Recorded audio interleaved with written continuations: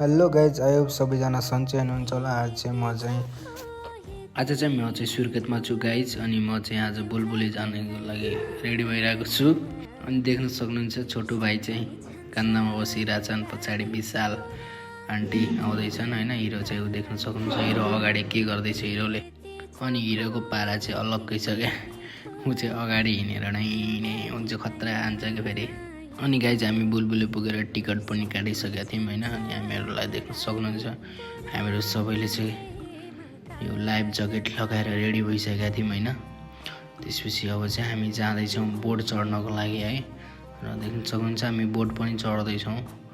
अनि हाम्रो बोट आइसकेपछि हामी चाहिँ चढ्न लाग्यौँ गाइज। अनि त्यसपछि हाम्रो बोट पनि लगाइसक्यो गाइज, देख्न सक्नुहुन्छ कति स्पिडमा गइरहेछ है, मजा आइरहेछ होइन हामीलाई चाहिँ। अनि आमै चाहिँ डराइरहनु भएको थियो पहिला चाहिँ, अनि अहिले चाहिँ भन्नुभयो पिङ खेलेको जस्तो भइरहेछ। अनि हिरोलाई देख्न सक्नुहुन्छ पछाडि, यता विशाल, अनि देख्न सक्नुहुन्छ मजा आइरहेछ है, हामीलाई चाहिँ मजा आइरहेछ, एकदम मजा आइरहेको थियो।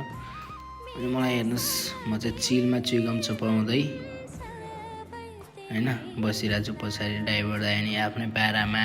अनि गाइज हामी चाहिँ ओर्ल्यौँ होइन, अब हाम्रो चाहिँ कम्प्लिट भयो हाम्रो चाहिँ होइन। अनि हामी चाहिँ निक्ल्यौँ है, अब हामी चाहिँ नाउबाट ओर्ल्यौँ, सरी बोटबाट चाहिँ हामी उठ्थ्यौँ। अनि हामी चाहिँ मुख धुन लाग्यौँ है गाइज।